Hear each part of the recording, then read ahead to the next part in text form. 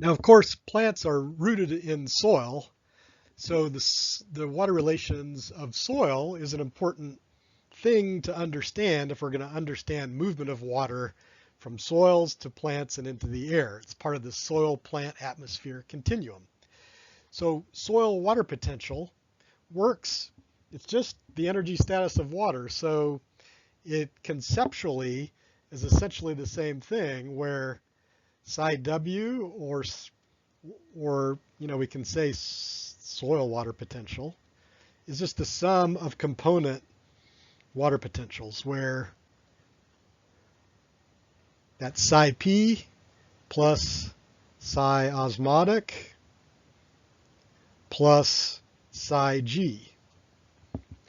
Now, usually in soils, we're not talking about distances in height, much more than a meter or so. So generally, psi G is ignored when we're talking about soil water potential.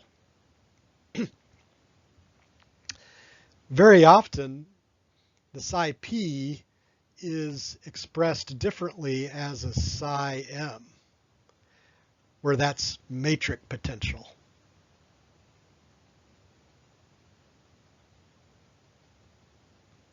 Soil matrix potential is just caused by the adhesion of water to the surface of soil particles.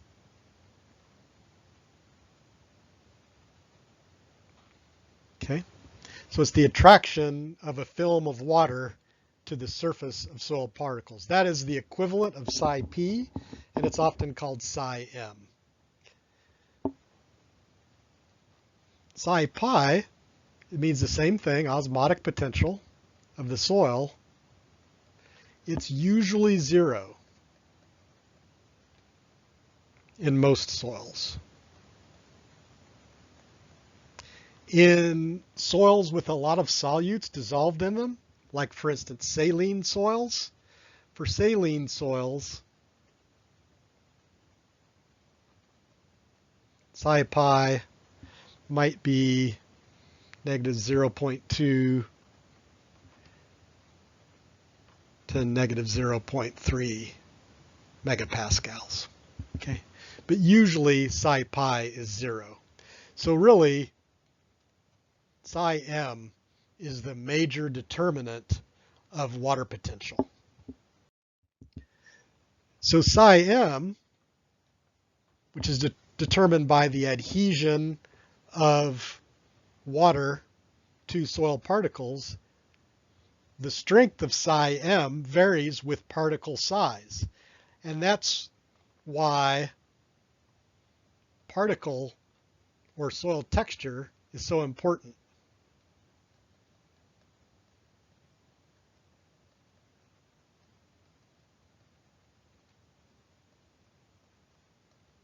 So for those of you who haven't had a soils course, soil texture just means what is the size of particles in the soil. So sand is the biggest particle, silt is medium size particle, and clay is the smallest. So biggest particles to smallest particles. So the strength with which water adheres to those particles will vary with size, and it also will affect the water holding capacity of those soils. So for instance, in this illustration, you can see a sand which has really big particles. Water adheres to the surface of those particles, but there's no water in between those particles. That's because gravity drains water from those spaces in between the particles, because the attractive forces in these spaces are too big, and those adhesion forces cannot hold water in those gaps. Whereas in a finer textured soil, you can see that there's water in all those intercellular spaces between the silt particles because those adhesive properties are sufficient to hold the water in those spaces in between those smaller particles.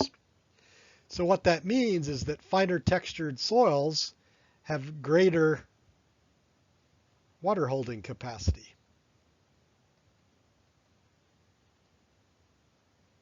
Because of that interaction between the particle size and the ability to hold water in those spaces between the particles.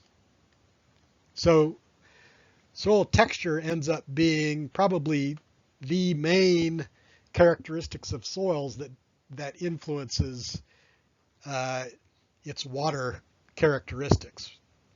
Probably the runner-up is the amount of organic matter in soils. One important relationship that can characterize the water relations of soils is a soil moisture release curve. That's what this is.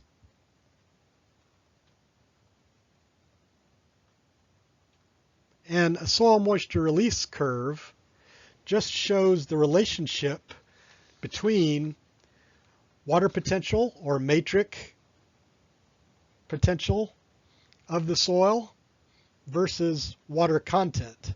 And this is usually volume of water per volume of soil, although it might be mass of water per mass of soil in some cases, but usually it's volume per volume. So the water content versus the water potential. Water content is just a measurement of the amount of water in the soil, whereas the soil water potential is a measure of energy status of the soil. It's the y-axis that determines availability of water to plants. Because remember, in order for water to move into a plant root, that plant root has to have a water potential less than that of the soil. The water potential of the root has to be more negative than the water potential of the soil. That's why when I'm talking with grad students, for instance, about measurements of soil water, this volumetric water content doesn't necessarily tell us a lot about water availability for plants, because the relationship between water potential and volumetric water content is nonlinear and it varies with soil texture. So I want to talk about some important sort of diagnostic points on these curves. So first, let's look at the y-axis. So at a water potential of negative 0.05 megapascals, that is typically defined as field capacity. That's what this is.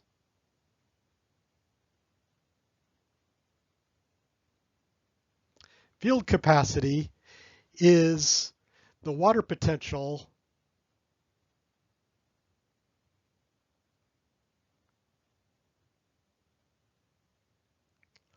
of a saturated soil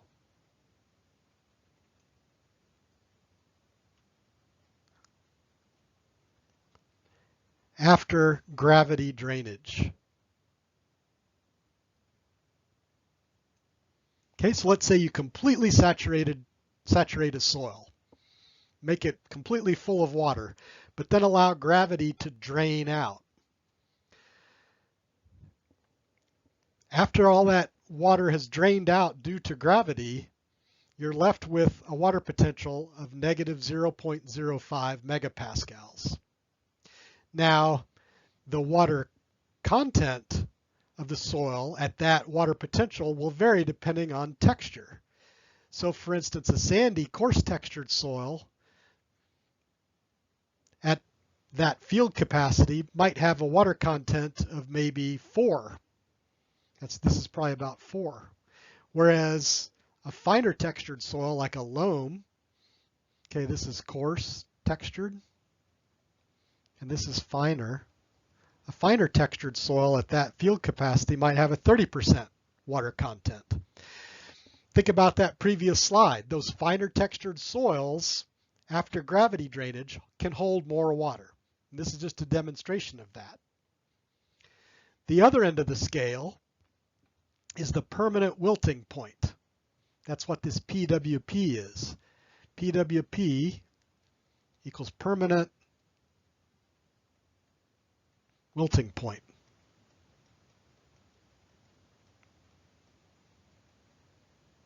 That's just the water potential below which plants can no longer extract water.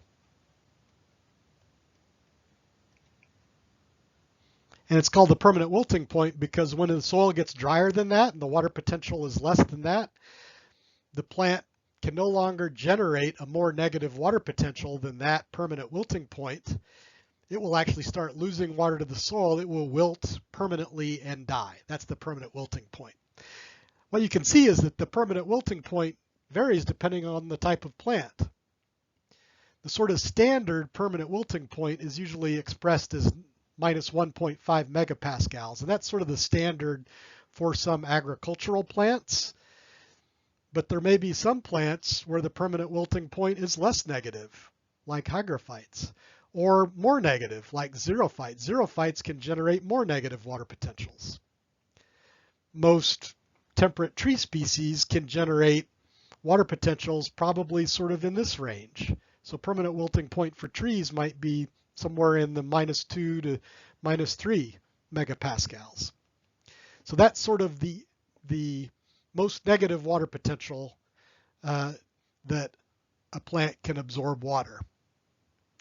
And this shows the relationship then between water potential and volumetric water content for a fine textured soil and a coarse textured soil. The area underneath those curves between the permanent wilting point and field capacity is plant available water. Okay, so this area here is plant available water. That's the volume of water available for extraction by those plants. And what you can see is that plant available water is much greater. The area under that curve is much greater for a finer textured soil.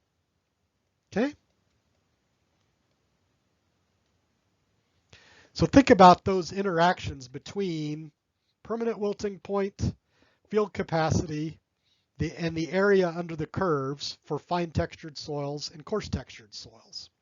So understanding what the soil moisture release curve looks like for any particular soil that you're working with really is critical then for understanding at what volumetric water content, for instance, water stress occurs. Okay, so usually if people are really interested in understanding soil water relations for a particular experiment, I will encourage them to either find the soil moisture release curve or to generate a soil moisture release curve for that particular soil they're working with. I want to shift gears here and talk about a concept called hydraulic lift or hydraulic redistribution. This is just a situation where water can move around in the soil via the root system of a tree or other plants. So let me talk about how that might be. Let's imagine a situation here where we have a tree rooted in soil, and the soil is moister deeper in the soil profile and relatively dry at the surface of the soil. So we might have a matrix potential or a soil water potential of negative 0.05 here. Maybe this soil here is really dry, so this is negative 0.1 megapascals. These are megapascals. So the surface soil is dried out, but it's moister at deeper locations. During the day, when this tree is transpiring, cohesion tension is occurring, that tree is generating fairly negative water potentials. So water potentials in the roots might be negative 0.5. In the stem might be negative 1. And leaves might be, negative 2 megapascals. So there's a water potential gradient here, and water is flowing into the root system from both layers of the soil, into the root system, through the stem, and to the leaves. In other words, water is flowing down a water potential gradient, which is what we'd expect. But let's think about the situation at night. Transpiration stops, so that pulling force, which is generating those water potentials, stops. At that point, water continues flowing into the tree until it comes into equilibrium with the soil. So let's say then that this tree, water continues flowing into the soil, into the roots, but now the roots are at, let's say the roots down here, are at negative 0.06 megapascals because they've come into equilibrium with the soil. So water still flows into the roots at these more negative water potentials. But up here, let's say the roots are negative 0.06, but the soil is still negative 0.1. At this point, there's actually a water potential gradient from the roots to the soil. In that situation, water will actually flow into the roots in those deeper, more moist location, up the root system, and then back into the soil in those shallower regions of the soil, because that's where the water potential gradient is. So at night, the water potential gradients change because the root system is coming into equilibrium with the more moist soil, and water that actually then provides a water potential gradient from deeper, moister soil profiles through the root system into drier soil profiles. So you might actually get wetting of those shallower soil profiles at night. Let's think about what that might look like if we were looking at, for instance, a plot of time versus soil volumetric water content, where maybe this is noon, this is midnight, and this is noon again. So we might expect, in the morning and during the day for volumetric water content to go down because the tree is extracting water from the soil. Okay, and let's say this is the shallow soil water content. So we're looking at volumetric water content, these shallower layers. So the roots are extracting water during the day when the tree is transpiring. But at night, when transpiration stops, as hydraulic lift occurs, you might actually then start seeing a little bit of an increase in volumetric water content as hydraulic lift occurs. And then when dawn happens and transpiration starts again, you might see volumetric water content start going down again. So it's sort of this period at night when you see an increase in volumetric water content, that might tell you that hydraulic lift is occurring. So people started seeing these patterns in the 80s and saying, how could this happen? And they started, labeling water and following water from different soil profiles and finding that in some situations, redistribution of water in the soil profile through root systems was happening. And that is often called hydraulic lift or hydraulic redistribution of water. Here's another example that shows hydraulic redistribution actually going in two different directions. So the situation here is they've got a tree. This is the soil surface. So we've got this taproot that goes down here, and we've got a lateral root coming out here. So we've got a taproot and a lateral root, and we're measuring sap flow at night. So note this is nocturnal. And positive values means water flowing toward the stem. So the solid symbols are just values of water flow at that point through the lateral root, and the hollow symbols are values of flow through the taproot at that point, lower down.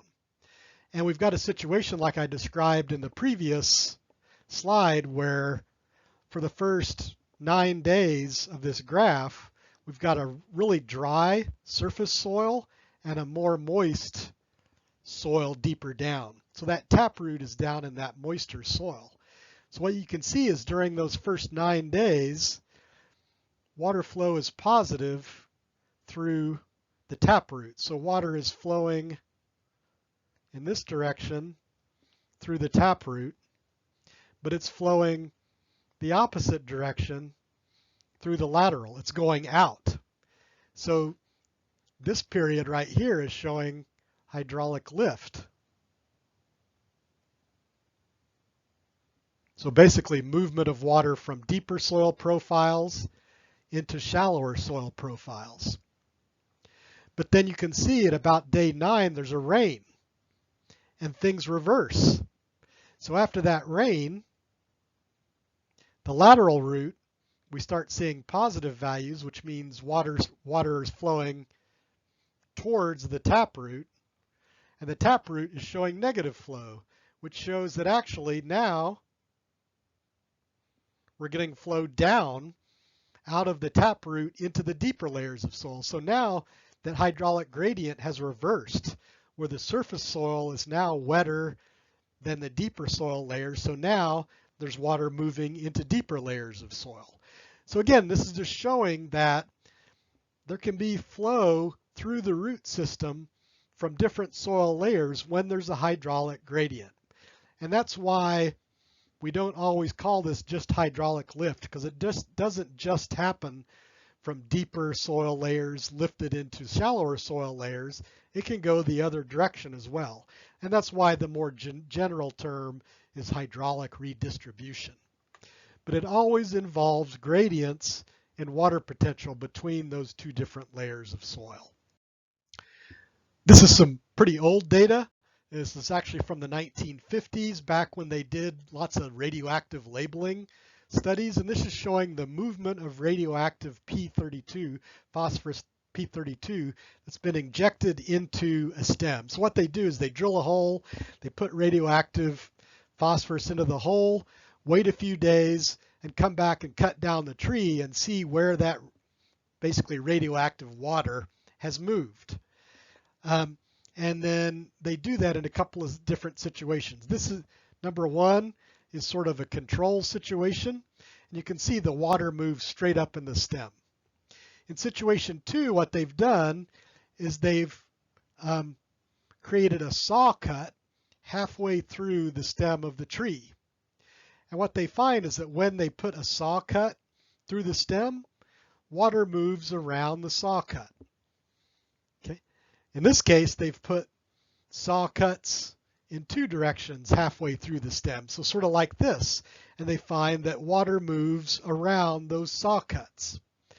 Essentially what this is showing us is it's showing us that water can move radially in stems. And we already sort of know that that's the case because we know that there are connections between either tracheids or vessel members that go radially. There are also rays that connect vessels and tracheids radially. So basically there are pathways by which water can move radially, and that provides some redundancy in water movement if, for instance, a part of a stem is damaged.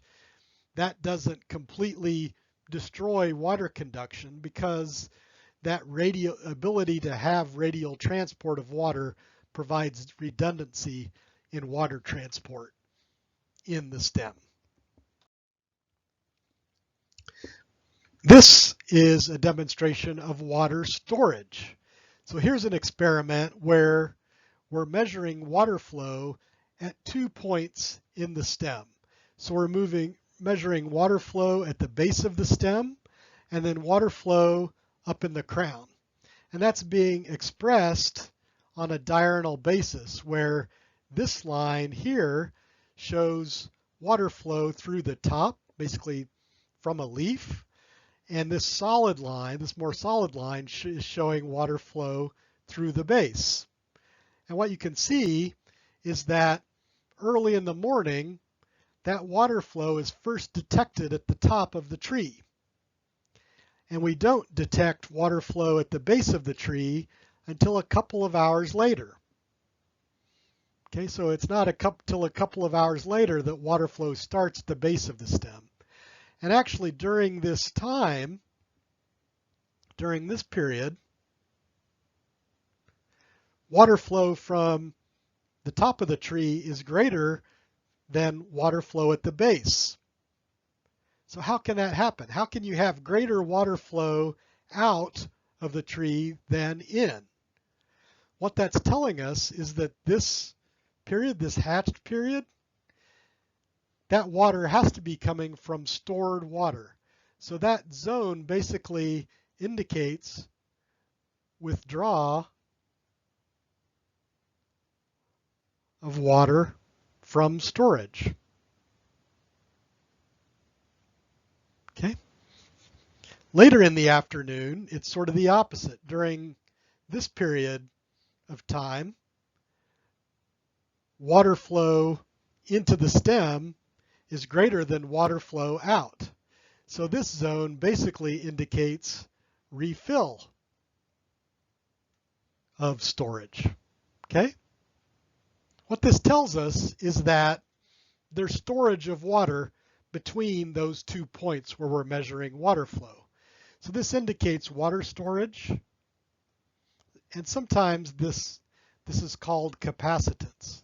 Capacitance is actually an electrical term, and it's going back to that Ohm's law analogy. So a capacitor is an electronic component that can store charge. So if we're modeling water flow through the tree using electrical circuit analogies, we would use capacitance to indicate storage of water in that circuit. So either water storage or capacitance sometimes arises in the literature. Here's some more data that are basically just showing the same things I showed you before, where there's a period of time early in the day when flow of water out of the top of the stem is greater than flow of water into the base. So this is flow of water out of the top. This is flow of water in at the base. And that difference that I've highlighted is withdrawal of water from storage. And then when we look later in the afternoon, when water flow in from the base exceeds water flow out from the top, that's refill. Okay, so this is for several trees showing that dynamic of withdrawal of water from storage and refill of water into storage. These graphs on the right are just translating that to, okay, a positive value. This is a positive value. A positive value is when flow of water out is greater than flow of water in. And a negative value indicates flow of water in is greater than flow of water out. So if you summed that water out and water in, that would be your net change in stored water over time. Or looking at those differences, that could tell us how much water is used from stored water in any particular day. So if you sum those up, the sum of that stored water used is on the y-axis here, so diurnal storage, expressed in this case for a number of different trees expressed versus tree size. And you can see the bigger trees, there's a greater volume that's used from water storage. And that's not completely surprising. This graph shows the same things. Sapwood volume on the x-axis for different trees versus water storage on the y-axis, in this case percent of daily water transpired, stored water as a percentage of daily water transpired. That gets bigger as the amount of sapwood is greater. So bigger trees have a larger volume of water storage. But one thing to keep in mind is that these percentages are relatively small. So water storage in trees is a relatively small percentage of total daily water use. What that tells us is that this water storage basically isn't a hedge against drought. Okay, if soil water was no longer available, if there was a drought, the amount of water that's stored in the stem and branches is only sufficient to supply transpiration for 3 or 4 days. So this magnitude of water storage, it tells us that that is not basically a reservoir of water that can be stored against drought. Now in desert plants, for instance, barrel cacti, that stored water might be sufficient to supply plant water use for many days, but in trees it's not. Rather, what the literature has shown us is that this water storage basically acts as a buffer against short-term fluctuations in, for instance, the amount of water transpired from the leaves.